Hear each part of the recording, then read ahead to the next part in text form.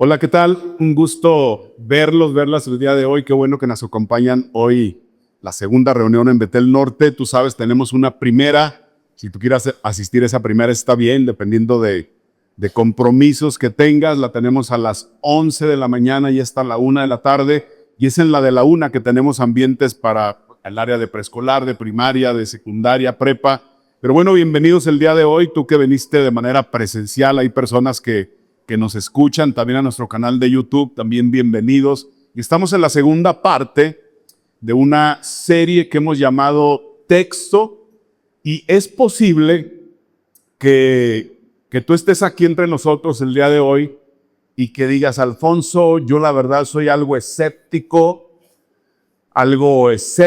en relación a la Biblia. O a lo mejor tú digas: yo la verdad soy un creyente, yo creo en la Biblia totalmente. Yo no sé dónde estés parada el día de hoy, y si pudiéramos ilustrarlo en una línea, en un espectro, por llamarlo así, donde en un lado estuviera escepticismo, en otro lado estuviera creyente, yo te preguntaría: ¿hacia dónde se carga más esa flechita en tu caso? Hacia decir: yo soy una persona escéptica, es decir, del 0 al 5, del 0 al 5 yo estoy en el 3, en el 2, pero del lado del escepticismo en relación a la Biblia. O quizá, pues tú sí estás más del otro lado. Yo no sé dónde estás parada, pero si tú dices: Alfonso, yo no creo realmente, o estoy en esa parte en relación a la Biblia, yo te diría hoy, y si tuviera esa conversación personal contigo, lo primero es preguntarte: ¿has leído tu Biblia? Y si tú me respondes a mí que no has leído tu Biblia, entonces mi respuesta para ti sería: por favor, agarra tu Biblia y tienes que leer tu Biblia para que sepas en lo que no crees. Porque tú estás descalificando, descartando la Biblia, pero ni siquiera la has leído, o sea, no sabes en lo que no crees. Y me dirías: Alfonso, a ver, espérame, entonces, ¿cuál es tu punto al respecto? Este es mi punto. Creas o no en la Biblia, lo que yo te puedo asegurar el día de hoy es que la Biblia ha sido el libro más relevante en la historia de la humanidad. El libro más influyente, ha influenciado el arte, la cultura, la literatura, la filosofía, ha influenciado las leyes en los diferentes países, ha influenciado en movimientos sociales también importantísimos. Así que entonces la meta, yo no te escondo la meta, no tengo una agenda oculta en esta serie. 3 semanas, comenzamos la semana pasada, seguimos hoy, la finalizamos la próxima semana, y la única meta durante esta serie es, ¿qué crees? Que leas tu Biblia. Así que voltea con la persona que está a tu lado y dile: lee tu Biblia. Esa es nuestra meta, no hay nada oculto. Ahora, si te fijas, lo que estoy diciendo es que leas tu Biblia, no que la creas. Alfonso, entonces tú no crees en la Biblia. Claro, yo creo en la Biblia, pero lo que te estoy animando a hacer hoy en esta serie es que leas tu Biblia. Se trata de leerla también, sobre todo si estás más del lado del escepticismo respecto a ese libro. Con mayor razón debes leer tu Biblia para que sepas en lo que tú dices que no crees o que dudas, ¿sí? Porque quizá no lo sabes. Ahora, por otro lado, si tú me dices: Alfonso, es que yo soy un seguidor de Jesús, yo sí sigo a Jesús, creo, soy un cristiano, una cristiana ferviente, es el mismo consejo para ti. Tienes que leer tu Biblia. Y la razón que debes leer tu Biblia es para que no te pierdas nada de lo que Dios tiene para tu vida. Toda esa plenitud de vida que Dios tiene preparado para ti, y la vas a encontrar en ese texto maravilloso que es la Biblia, que Dios nos dejó desde hace muchísimo tiempo, ¿sí? Hoy voy a hablar entonces de la Biblia. Aquí está nuestra Biblia. ¿Cuántos trajeron su Biblia? ¿Por qué no la ponen ahí en alto, una en físico? Quisiera ver 1, 2, 3, 4, 10, así, el librito. Si no la traes ahí en un libro, por lo menos levanta tu cel, tu iPad, y dice: aquí la tengo, la aplicación. Sí, ahí está. Muy bien. Yo sé si te pareces a mí, en mis inicios, cuando tuve contacto con este libro, que puede llegar a ser complicado leer la Biblia. Ahora, te aclaro, como lo dije ahorita, puede llegar a ser, no que sea complicado, ¿sí? Y entonces, porque de alguna manera, pues, sobre todo si la Biblia te das cuenta que no están agrupados de manera cronológica, tú los ves y están en un orden, como tú la tienes ahí tu Biblia, pero no necesariamente están en orden cronológico. Ahora, lo primero que yo quisiera dejarte, pudiera ser muy obvio, sencillo, a lo mejor para muchos, para otros no tanto, es que la Biblia no es un libro. Repitan conmigo hoy, digan, la Biblia no es un libro.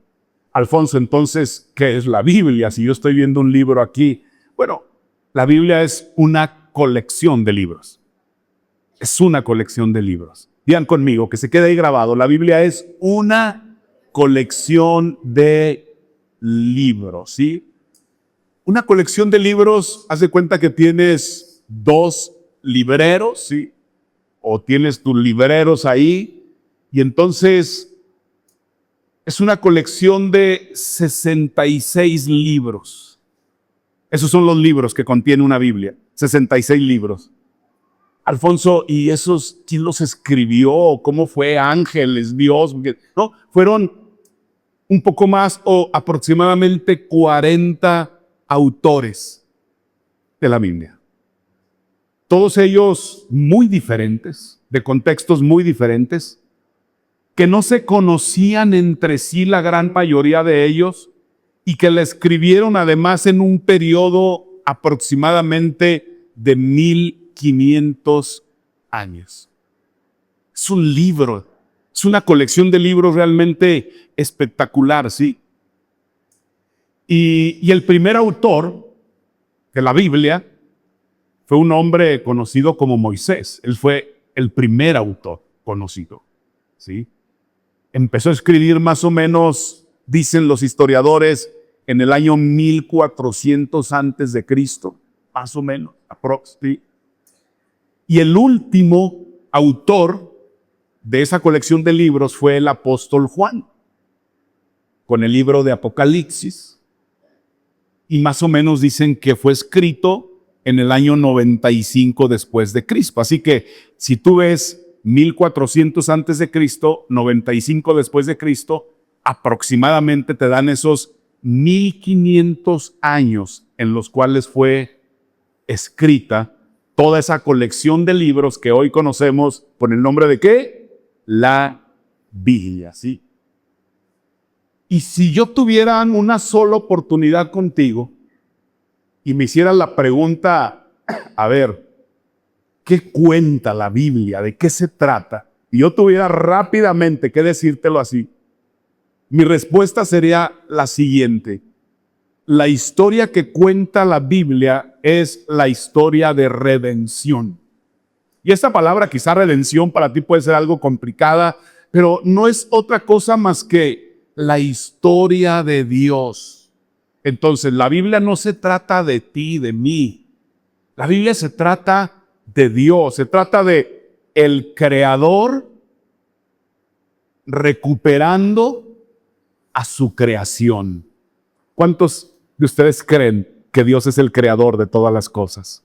Que Dios te creó a ti y a mí. Y que entonces la Biblia se trata de esa historia, de ese Dios creador recuperando a su creación, ¿sí? Es Dios restableciendo o recuperando la relación con los seres humanos. Porque esa relación se perdió en el Edén. Y entonces Dios está recuperando esa relación. Entonces te dije que son ¿cuántos libros? 66 libros, ¿sí? Escritos por ¿cuántos autores? 40 aprox. ¿En qué periodo de tiempo? 1500 años. Muy bien, 10 para todos ustedes, sí, todos respondieron exactamente. Pero sin embargo, cuando personas se acercan, entonces, después de esto, imagínate, 40 autores, 66 libros escritos en un periodo de 1500 años, y hay personas que se acercan conmigo y me dicen: Alfonso, es que yo realmente no creo en la Biblia. Mi respuesta automática rápida es: exactamente dime en qué no crees. ¿Con cuál de los 40 autores no coincides? ¿Con cuál de los 66 libros no estás tan de acuerdo?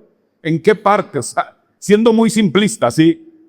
Entonces, básicamente, la razón, entonces creo, por la cual puede ser difícil entender la Biblia, muchos lo dicen así, es porque dicen: Alfonso, es que es literatura antigua. Pues tiene razón. Imagínate, la mayoría de esta colección de libros fue escrita hace 3500 años. Pues claro que es literatura, antigua, ¿sí? Pero lo extraordinario del día de hoy es que tenemos varias traducciones de la Biblia. Por ejemplo, te comenté que la semana pasada mi esposa Carolina compró esta Biblia. Esta Biblia es una traducción que se llama Nueva Traducción Viviente. Particularmente es la traducción que a mí personalmente más me gusta, ¿sí?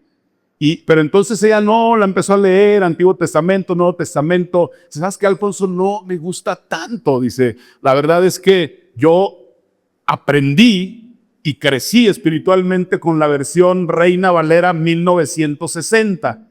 ¿Cuántos aprendieron y empezaron con esa traducción? Reina Valera 1960. Entonces dice: ¿sabes qué? Voy a comprarme otra Biblia. Tenemos muchas Biblias, te dije la semana pasada, pero ya íbamos a la librería otra vez. Otra Biblia. Dijo: es que es otra Biblia, voy a leer el Antiguo Testamento en la Nueva Traducción Viviente, porque es un lenguaje más contextual, más actualizado, y voy a leer el Nuevo Testamento porque es más poético, me dice, me gusta más la forma, en la Reina Valera 1960, el Nuevo Testamento. Oh, está bien. Y ahí está con sus dos Biblias, ¿sí? Pero realmente lo que voy a hacer hoy es hacerte una sinopsis de la Biblia. Vamos a pasar algunas cosas en pantalla y ver cómo encajan las diferentes piezas, ¿sí? Ver cómo se dan. Para algunos de ustedes va a ser nuevo, nunca antes lo han escuchado lo que estoy hablando el día de hoy, va a parecer una clase, regularmente no lo hacemos de esa forma. Para otros va a ser un repaso. Van a reforzar pensamientos, datos, pero va a ser muy bueno, ¿sí? Lo que debes de saber es que la Biblia, esa colección de libros, tiene dos secciones. Es como si esos 66 libros dijeras: a ver, voy a mandar a hacer un librero y aquí voy a poner una sección de los 66 libros. Y luego voy a mandar a hacer otro librero y ahí voy a poner la otra sección de esos 66 libros. Entonces, en un lado voy a poner algo que se conoce, todos los libros del Antiguo Testamento. Es una de las secciones. Y en el otro lado voy a poner la otra sección que se conoce como el ¿qué? El Nuevo Testamento, ¿sí? Entonces, aquí en mi librero del Antiguo Testamento voy a poner todos los del Antiguo. Van a ser 39 libros. Porque esos tiene el Antiguo Testamento. Aquí están, 39 libros, aquí los voy a tener. Y en este otro lado, Nuevo Testamento, voy a tener 27 libros aquí bien acomodados. Quizá tú te preguntas ahí, Alfonso, ¿y qué significa testamento? ¿Por qué Antiguo Testamento? ¿Por qué Nuevo Testamento? Bueno, muy bien. Testamento significa literalmente pacto, ¿sí? Pacto. Literalmente se trata de los pactos que Dios hizo con hombres, o sea, con seres humanos, pero también el Antiguo Testamento de los pactos que Dios hizo con una nación, con el antiguo Israel. Hizo pactos con ellos, ¿sí? Y entonces ahí lo vemos. ¿Qué pactos hizo, Alfonso? A ver, recuérdame algunos. Yo te diría, no sé si tú recuerdes, quienes han leído su Biblia, hizo un pacto con Noé. Y con Noé el pacto que hizo fue que nunca jamás inundaría de esa manera que lo hizo en aquel tiempo la tierra de nuevo. Ya no sería de esa manera. Pero luego hay otro pacto extraordinario que Dios hace con un hombre llamado Abraham y le dice: Abraham, este es el pacto que yo hago contigo. Voy a hacer famoso tu nombre, le dice. No solamente eso, lo que haré también es que toda la tierra, todas las familias de la tierra serán bendecidas a través de ti, le dice a Abraham. De hecho, déjame decirte, este pacto fue la anticipación de la venida de Jesús. Es decir, de Jesús, podemos ver a Jesús desde el Génesis, de hecho. No tengo el tiempo para entrar ahí, pero aquí en este pacto vemos también esa anticipación de la venida de Jesucristo en algún tiempo, ¿no? Pero vemos otro pacto también que Dios hace con David. ¿Cuántos han escuchado hablar del rey David? Entonces Dios hace un pacto con él, y el pacto con David, él le dice: siempre que haya un rey en el trono de Israel, va a ser descendiente tuyo, David. Siempre. De hecho, Jesús viene del linaje de David y lo vemos ahí, sí. Entonces, la razón principal por la cual se le llama Antiguo Testamento, Nuevo Testamento, Alfonso, ¿cuál es la razón principal? Es muy sencilla, es esta. Sucede que cuando Jesús ya está aquí, un día tiene una cena. ¿Cuántos han escuchado hablar de la última cena? Y ahí está, en esa última cena, está con sus 12 discípulos, estaban celebrando la Pascua, y en esa cena Jesús lo que menciona y dice en ese tiempo, dice: hoy con ustedes estoy estableciendo un nuevo pacto, les dice, un nuevo pacto. En mi sangre va a ser ese nuevo pacto. Anteriormente, lo que está diciendo él, había otro pacto. Ese pacto estaba hecho basado en la sangre de animales. Pero hoy, les dice Jesús a estos 12, el pacto que hago con ustedes es mucho mejor que el anterior. Porque este pacto está hecho y sellado con mi sangre, no con la de animales. Claro que va a ser un pacto mejor, ¿sí o no? Imagínate, era la sangre de Jesús, era su vida misma.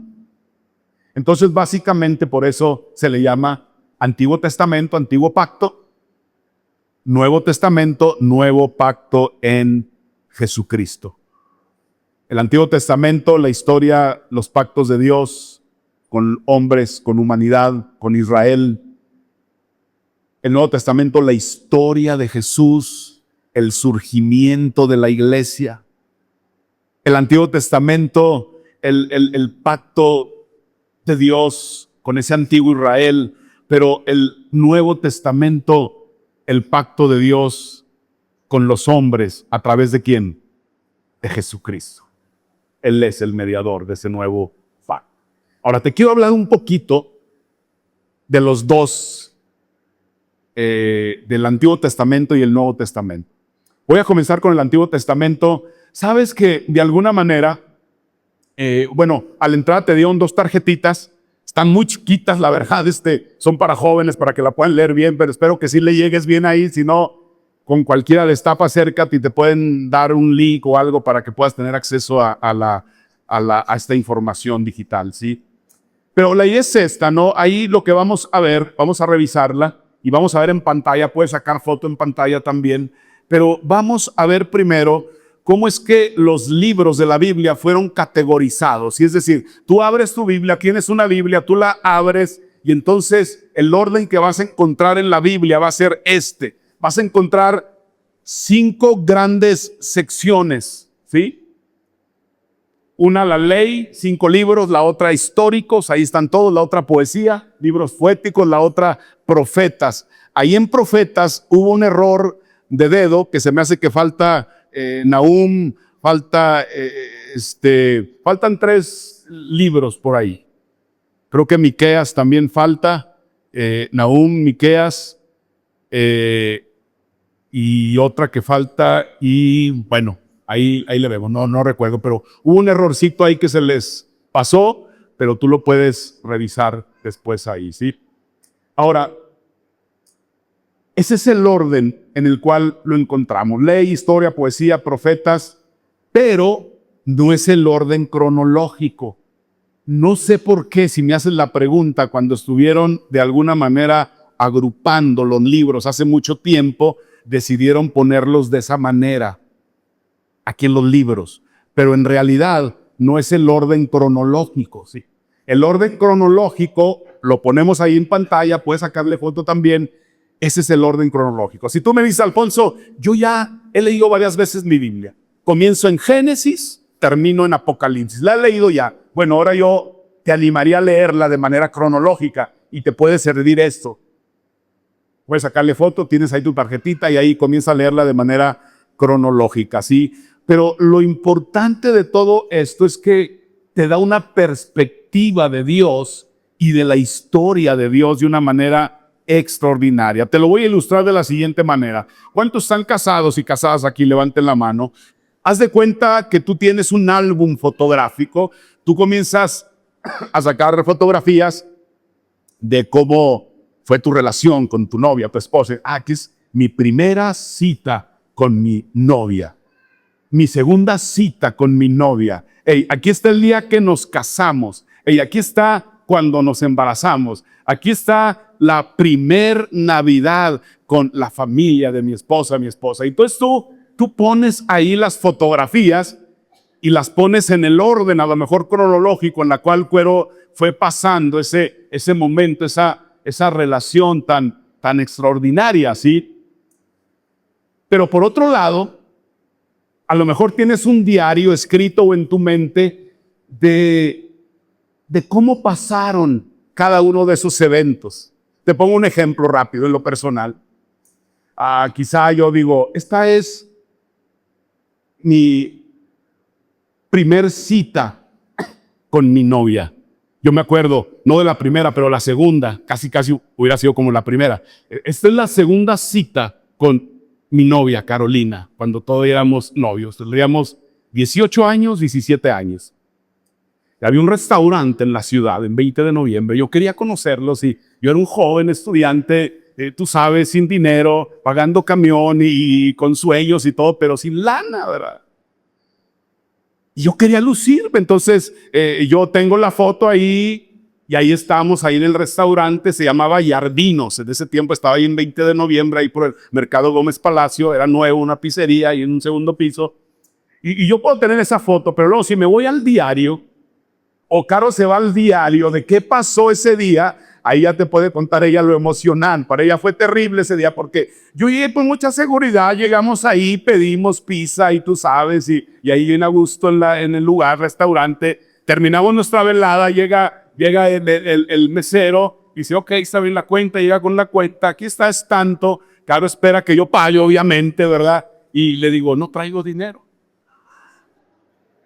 Yo no sé qué tenía en la cabeza, literalmente no sé cómo se me ocurrió invitar a mi novia en la segunda cita a uno de los mejores restaurantes de la ciudad sin un peso en la bolsa. Yo dije, no sé qué va a pasar, algo va a pasar. Lo que pasó es que ella traía dinero.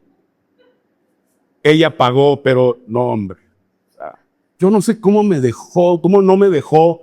O sea, que este tipo, ¿qué le pasa, verdad? Pero bueno, también nos iba a perder esta gran oportunidad que ella tenía, ¿verdad? Pero finalmente me entienden lo que estoy diciendo. Una cosa es la foto, la historia, la cronología. Otra cosa es la carnita, cómo sucedió, qué pasó, ¿sí? Te doy un ejemplo entonces muy concreto del Nuevo Testamento. Si tú vas a un libro del Antiguo Testamento, que se llama Segunda de Samuel, vas a encontrar en ese libro, en el capítulo 11, la historia de David con Betsabé. Ahí la vas a encontrar en ese lugar. ¿Cómo es que este hombre falla, comete adulterio y la riega, Pero luego si te vas libros después y llegas a un libro llamado Salmos y te vas al Salmo 51, en ese salmo vas a encontrar la oración que David escribe y hace delante de Dios, que es una oración de arrepentimiento. Hacía tiempo que no la leía, hoy la leí en la mañana. ¡Qué oración! O sea, es tremendo lo que David hace, ese arrepentimiento que él tiene de la decisión equivocada que él había tomado, ¿sí? Entonces, segunda de Samuel es como la imagen de lo que sucedió, como la fotografía. ¿Recuerdas mi segunda cita con Caro? Es como la fotografía, pero luego el Salmo 51 es como lo emocional. ¿Cómo lo vivió David? ¿Cómo lo pasó? ¿Qué está pensando? ¿Qué está pasando? ¿Qué está sucediendo en su relación con Dios? ¿Qué está pasando en su vida? ¿Sí? Y entonces esto es lo que hace a la Biblia fascinante, extraordinaria. Ahora bien, cuando llegas al orden en que está escrito en una Biblia, tú vas a llegar al último libro del Antiguo Testamento y te vas a encontrar con un libro de un profeta que se llama Malaquías. Y ahí vas a encontrar ese libro, Malaquías, ahí va a estar, ¿sí? El último libro de la Biblia histórico. Entre ese libro y el primer libro del Nuevo Testamento, que se llama Mateo, así como tú lo tienes, yo lo tengo en una Biblia, pasaron 400 años. 400 años. Y esos 400 años, muchos historiadores les llaman los 400 años del silencio, los años del silencio. Y le llaman así porque ellos dicen que en esos 400 años Dios no envió ya ningún profeta, ya no se escribió ningún otro libro, al menos reconocido como una escritura inspirada por Dios. Ya no hubo nada de eso, ¿sí? Paralelamente, en términos de historia universal, que nos enseñaron en secundaria, preparatoria, lo que estaba pasando era la aparición del imperio persa. Estaba ahí el imperio persa, el surgimiento del imperio griego con Carlomagno, con Alejandro Magno, y el surgimiento del imperio romano. O sea, en esos 400 años, disque de silencio, históricamente, universalmente, estaban pasando esos tres momentos y movimientos determinantes en la historia de la humanidad: persas, griegos, romanos, con todo lo que eso significó, ¿sí? Ahora, lo padre de esto, y ahí voy, es que al final del Antiguo Testamento, en la época de Malaquías, aparecen varios profetas. Y estos profetas lo que empiezan a decir es que va a venir un Mesías. Empiezan a hacer predicciones, no dicen el nombre Jesús, pero empiezan a hacer predicciones de que va a venir un Mesías y que finalmente Dios cumplirá la profeta que le hizo a Abraham muchos años atrás. Es decir, que Dios bendeciría a todas las familias de la tierra a través de ese Mesías que Dios enviaría, y que además cumplirá la promesa que le hizo a David, que vendría un rey para Israel, que era el Mesías, del linaje de David, porque tenía que ser del linaje de David.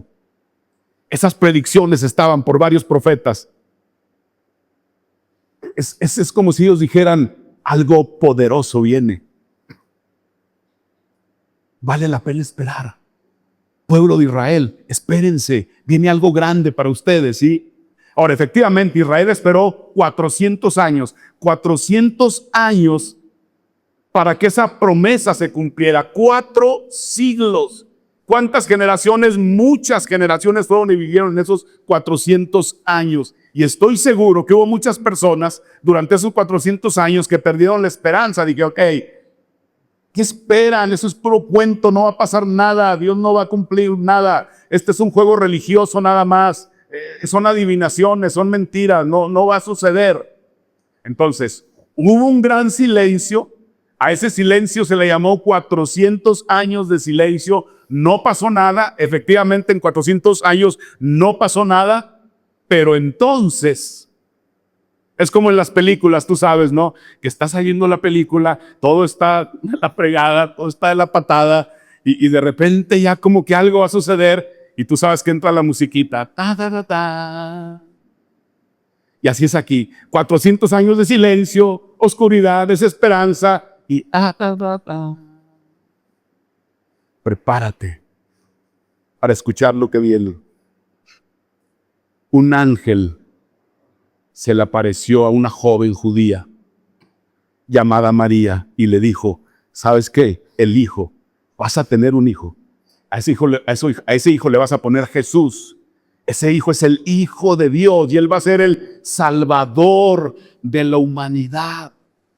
Híjole, esto es espectacular, la verdad, porque eso había sido profetizado 700 años antes, que ahora se iban a cumplir esas profecías en la persona de ¿quién crees? De Jesús. Jesús era ese Mesías. Quiero que leas algo que está en la Biblia, que dijo el último profeta del Antiguo Testamento. Esto dijo de parte de Dios: miren, yo envío a mi mensajero y él preparará el camino delante de mí. Entonces el Señor al que ustedes buscan vendrá de repente al templo. El mensajero del pacto a quien buscan con tanto entusiasmo, sin duda vendrá, dice el Señor de los ejércitos celestiales. Y después de 400 años de silencio, apareció ese hombre. Un hombre raro, como en cuanto a su manera de vestir, en cuanto a su manera de comer, en cuanto a su narrativa, su mensaje, era un mensaje raro. Y en el río Jordán este hombre empieza a decir: arrepiéntanse, arrepiéntanse porque algo nuevo viene. O sea, le dice, está a punto de suceder algo nuevo, algo que ha sido profetizado desde antes. Dios está a punto de hacer algo extraordinario. Seguramente había muchos escépticos, como el día de hoy también, ¿sí? Claro que no es cierto, claro que eso no va a suceder. O sea, ¿cuántos siglos, generaciones van, vienen, no han pasado nada, no va a pasar absolutamente nada? Pero Juan era tan especial que entonces su mensaje llamaba la atención, era un líder, y entonces algunos le empiezan a preguntar: ¿eres tú el Mesías, Juan? Y dice, no, espérense, tranquilos, yo solamente soy el mensajero, yo solamente soy el telonero, yo solamente soy el que está preparando el camino para ese que viene. Al otro día, Juan está en el Jordán otra vez haciendo su chamba, su trabajo, y va pasando Jesús y voltea a Juan y dice: Él es el Cordero de Dios que quita el pecado del mundo. A Él me estoy refiriendo. Síganlo. Esta es la transición del Antiguo Testamento al Nuevo Testamento. Llegamos al final, Malaquías. Parece ser que no va a suceder nada. Muchas profecías de ese Mesías. 400 años que no pasa nada. Y esa transición se da con esto que te acabo de decir. Jesús llega. Entonces quiero darte algo de contexto del Nuevo Testamento. Quiero que pasen la imagen, por favor, ahí en pantallas. Tú vas a ver ahí los libros, de manera como están en tu Biblia del Nuevo Testamento. Así están categorizados. Vas a ver los libros, los evangelios, la historia, las cartas y la profecía. Los evangelios, muy sencillos, son los 4 evangelios. Los libros históricos, uno solo, el libro de los Hechos de los Apóstoles, todas las cartas que están ahí, y el último libro profético, que es el Apocalipsis, ¿sí? Ahora, en realidad los 4 evangelios, desde mi punto de vista, también son históricos, solamente que son muy particulares. Es decir, es la historia de 3 años de historia, pero de un solo personaje. ¿Quién? Jesús. Solamente, sí. Ahora, quiero que pongan el orden cronológico en pantalla también del Nuevo Testamento. Y otra de, regresando a la analogía del álbum de fotos que te dije, de mi experiencia, mi segunda cita romántica con Caro, y luego lo que realmente estaba detrás de eso, el diario de ella o el mío de lo que pasó, se vería de la siguiente manera. El libro de los Hechos es como el álbum de fotografías, porque es el libro histórico. Relata 30 o 35 años de historia que sucedió en el Nuevo Testamento, ¿sí? Y las cartas serían como el diario. Te pongo un ejemplo. En el libro de los Hechos tú vas a encontrar la visita y el viaje misionero que Pablo hace a Éfeso. Ahí está la fotografía. Pero luego, 5 años después aproximadamente, Pablo escribe la experiencia, la carta específicamente de lo que él pasó en Éfeso, que se llama la carta a los ¿qué? A los Efesios. Ahí está como el diario, ¿sí? Entonces, realmente esas cartas iban dirigidas a personas, a comunidades de fe en diferentes ciudades en las cuales estaban. Y por último vemos el libro de Apocalipsis, extraordinario libro. Juan escribió este libro. Lo escribe cuando a él lo exilian, le dicen, a ver Juan, estás dando muchos problemas aquí en el imperio, te vas a ir a una isla que se llama Patmos y aquí vas a estar preso literalmente, exiliado. Y estando en esa isla, Juan escribe este libro. Él ahí relata las visiones o la visión que él tuvo acerca de lo que él creía que iba a pasar en el futuro. Prácticamente, y así me gusta ver Apocalipsis, Juan habla de la segunda venida de Jesús.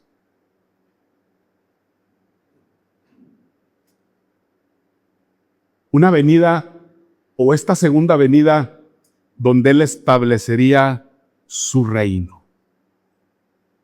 Un cielo nuevo, una tierra nueva. Suena hasta emocionante, extraordinario, o sea, Jesús vendría a establecer su reino, establecer un cielo nuevo y una tierra nueva. Y cuando tú lees estas cosas, la verdad puedes pensar, Alfonso, Juan en realidad estaba loco. ¿Cómo escribe Apocalipsis? O sea, ¿qué le pasa? O sea, ¿sabes? Estuvo demasiado tiempo solo, le afectó la soledad. Son locuras las que él está escribiendo en Apocalipsis. Pero lo que yo te quiero decir el día de hoy, por favor, es que no te pierdas lo que estoy hablando ahora, porque como seguidores de Jesucristo, yo creo que tú y yo nos encontramos en el mismo lugar que se encontraban esos israelitas de la antigüedad, cuando estaban las profecías de la venida de un Mesías, es decir, de la primera venida de Jesús, el nacimiento de Jesús. Escuchando esas profecías del futuro, que vendría un Mesías nuevo, que vendría del linaje de David, que en él todas las familias de la tierra iban a ser benditas. Y entonces ellos esperaron 400 años aproximadamente para que pudieran suceder. Y no sucedieron en esos 400 años. Nosotros llevamos esperando, ¿cuánto? 2000 años para esperar esa profecía de la segunda venida de Jesús. Y aún no sucede.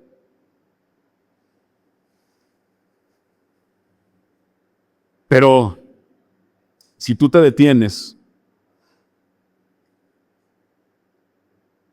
y piensas que al igual que esos judíos que esperaron 400 años, a veces tú y yo nos podemos ser tentados a decir o a pensar, bueno, eso no va a pasar jamás.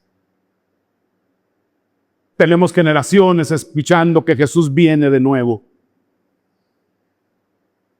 El mismo apóstol Pedro escribiendo en una de sus cartas acerca de la tardanza de la segunda venida de Jesús. Quizá no va a pasar nunca, puedes pensar. Quizá solamente fue algo que que Juan dijo metafóricamente o lo dijo para que no se sintieran tan mal esas generaciones porque la estaban pasando mal. Pero cuando tú te detienes honestamente y observas y ves todo lo que pasó en el Antiguo Testamento, todo lo que pasó en el Nuevo Testamento, es decir, que esas profecías del Antiguo Testamento fueron cumplidas cuando Jesús nació aquí en el planeta Tierra. Lo increíble del Nuevo Testamento cuando Jesús dice y predice que Él va a morir, pero que al tercer día Él va a resucitar, y lo hizo. Entonces tú dices, todo lo que este hombre diga, yo lo voy a creer. Y a propósito, Jesús mismo habló acerca de su segunda venida. Él habló de su segunda venida, de tal manera que lo va a cumplir. Hay personas que se acercan conmigo, me dicen, Alfonso, a ver, Alfonso, espérame, tú eres inteligente, eres estudiado, a ver, dime, la Biblia fue escrita por hombres.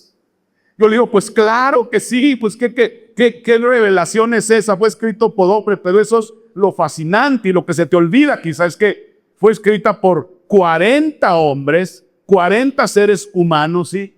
Que no se conocían entre sí la gran mayoría de ellos, con contextos diferentes, en un periodo de 1500 años, y sus escritos encajan entre sí. Se le llama la unicidad de la Biblia.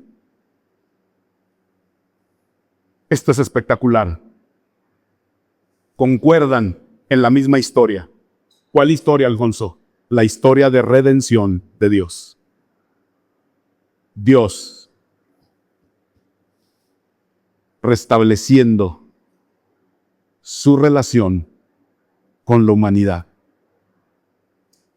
Yo te pregunto algo.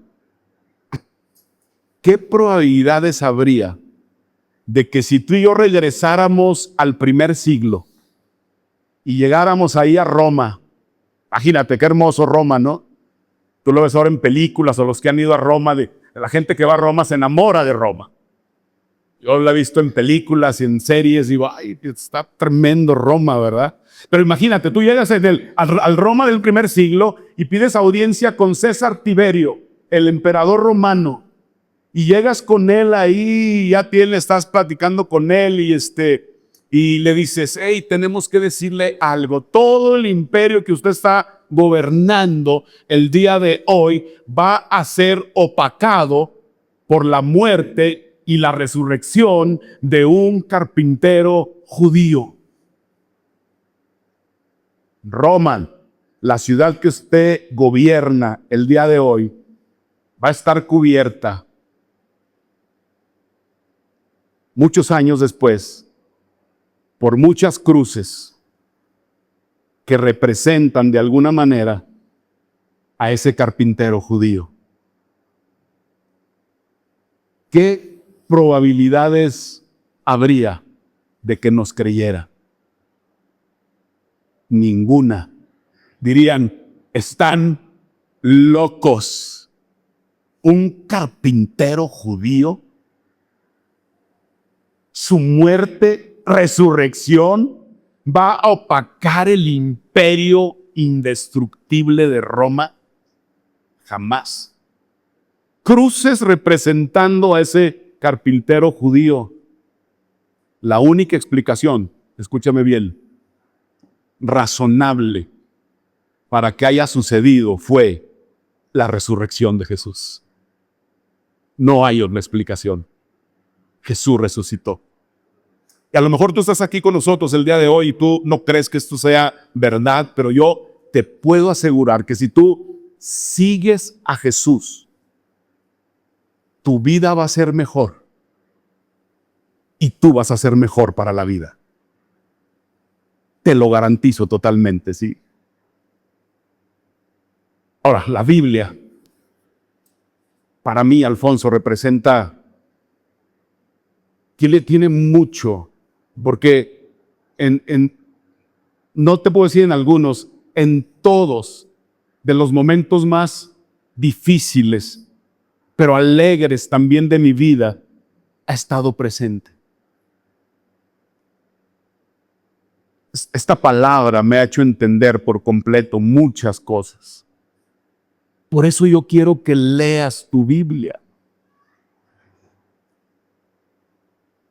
Yo me pongo de rodillas, en serio, lee tu Biblia. Y entonces, pues, lo que voy a hacer ahorita es dejarte una tarea. ¿Cuántos les gusta la tarea? Levanten la mano. No a todos. Esta tarea va a estar muy padre. No te voy a pedir, ni te voy a pasar, ni te voy a hablar en la semana. ¿Ya hiciste la tarea? O el otro domingo, hey, ¿quién hizo su tarea? Los que no hicieron su tarea, pásenle aquí al frente. No voy a hacer eso. Así que regrese el otro domingo. No te vamos a pedir cuentas si la hiciste o no la hiciste. Pero va a ser una tarea muy agradable, ¿sí? Y esto es lo que quiero hacer. Lunes, hoy libre, pero lunes, mañana lunes, vas a comenzar con esta tarea. Lo primero que vas a hacer el lunes es leer los 10 mandamientos. Alfonso, pero yo ya me lo sé. No es cierto. ¿Quién se sabe los 10 mandamientos de memoria? Quiero que pase aquí, lo recita así de memoria, uno tras otro. Ok, pero los 10 mandamientos, porque muchas personas dicen, yo cumplo con los 10 mandamientos. Y le pregunto, ¿y en dónde están en la Biblia? Bueno, Jesús un día dijo en Juan, no, espérame. ¿En qué libro de la Biblia están los 10 mandamientos? ¿En dónde? Eso, muy bien. Y ahí están, ¿no? Entonces, lunes vas a leer los 10 mandamientos. El martes vas a ansiar que sea martes, porque el martes te voy a encargar que leas la historia de David con Betsabé. Va a ser fascinante para muchos de ustedes leerla. ¿Una vez más o por primera vez? Martes eso. Miércoles. El miércoles vas a leer la confrontación o el momento en que Natán confronta a David por su pecado de adulterio. Es extraordinario, fascinante. Y qué bueno tener en nuestra vida a una persona así, que sea tu amigo, tu amiga, y que pueda llegar, confrontación no es regañar, no es dejar en mal, que pueda realmente sacudirte, decirte, hey, tú eres esa persona, o sea, cuidado con eso. Miércoles vas a ver eso. Jueves, el jueves te vas a agarrar, ya vas a estar bien emocionado, emocionada. Si lo haces con un cafecito, un té, un panecito ahí, imagínate, hijo. Si hace frillito mejor, vas a estar bien a gusto ahí. Y te vas a ir al Salmo 51. Y en el Salmo 51 vas a leer la oración de arrepentimiento de David. Hey, David diciendo, ten misericordia de mí, Dios. Ten piedad por tu inagotable amor. Imagínate. Fallé, la regué. Lávame, límpiame. O sea, está hablando, sacúdeme. O sea, todo me siento tan... O sea, haz algo en mi vida, purifícame. Y vas a ver un salmo, una oración tan inspiradora. El viernes, va a llegar el viernes. Y el viernes te vas a ir al Nuevo Testamento, vas a leer el encuentro que Jesús tuvo con una mujer que la atraparon en pleno acto de adulterio. Así es como se va a ver tu semana. Ahí te va. Así se va a ver. Vas a leer la ley del Antiguo Testamento. La ley es, ¡pum! La paga del pecado es ¿qué? Ley. Y vas a ver la ley, los 10 mandamientos. El martes te vas a una historia real del Antiguo Testamento. Alguien real que vivió en esa época y con ese pacto antiguo. Vivía en el pacto antiguo. Y luego te vas a ir a la oración de ese hombre que vivía en el pacto antiguo y que va delante de Dios y le dice todo lo que le tiene que decir y cómo se siente y cómo ve la situación. Y luego te vas a ir, así se va a ver tu lectura, te vas a ir al momento donde Jesús le responde. ¿Cómo le responde a una persona que hizo exactamente lo que David hizo en el antiguo pacto? Y cómo Jesús en el nuevo pacto le responde a esa persona. Así que tiene un sentido la tarea que te estoy encargando. ¿Cuántas la van a hacer? ¿Cuántos están imaginando esa taza de café y ese pan? Pero también tu Biblia, no te vayas a agarrar. Y nada más un pan, nada más uno. Sí, uno nada más. No te vas a ir de largo, te vistes ahí 10 piezas de pan. Pues el azúcar te va a subir y vas a estar viendo visiones ahí, no sé cuántas cosas, ¿no? Muy bien, cierra tus ojos, vamos a orar. Padre, te damos gracias el día de hoy por tu gracia, tu misericordia. Qué hermosa es tu palabra, Señor.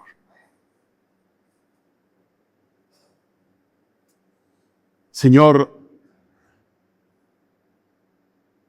yo anhelo tu segunda venida. Yo creo que vas a regresar. Y si te soy sincero, abriendo mi corazón, Dios, me encantaría que regresaras ya.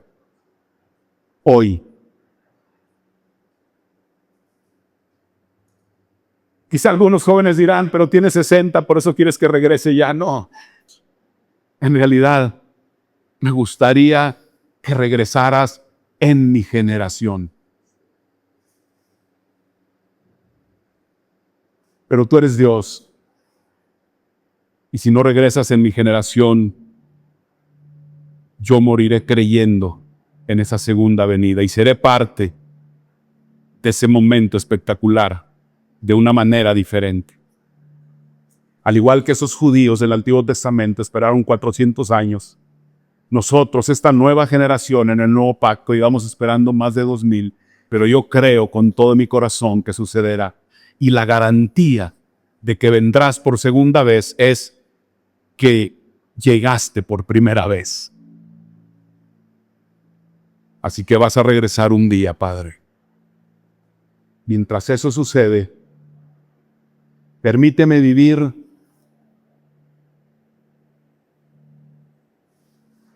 como si fueras a regresar hoy, estando en paz con todo mundo, estando a cuentas contigo, pero al mismo tiempo planear como si fueras a venir en 1000 años, seguir creciendo con metas, con emprendimientos, Padre. Por otro lado, Señor, yo te pido que esta semana, cuando hagamos nuestra tarea, el lunes, a leer los 10 mandamientos, el martes, a leer la historia de David, este hombre con Betsabé, el miércoles al ver la confrontación de Natán, el jueves al ir al Salmo 51 y ver la oración de David, y el viernes al ver la conversación de Jesús con una mujer que hizo exactamente lo que David hizo siglos atrás. Permítenos crecer espiritualmente esta otra semana. Que sea un parteaguas en nuestra vida, que sea de crecimiento espiritual, que nos hables de una manera profunda y extraordinaria y que al mismo tiempo nos des hambre de tu palabra. Que sigamos leyendo y aplicando la Biblia a nuestra vida, Señor. Le damos gracias hoy en el nombre de Jesús. Amén. Gracias por conectarte con nosotros. Te esperamos el próximo domingo. Recuerda seguirnos en todas nuestras redes sociales para que estés al tanto de los mensajes y eventos que tenemos especialmente para ti. Dar es nuestro estilo de vida y gracias a tu generosidad es posible hacer todo lo que hacemos y apoyar a los distintos misioneros para que el mensaje de esperanza y salvación llegue a cada rincón del mundo. Betel Norte, donde todos somos familia.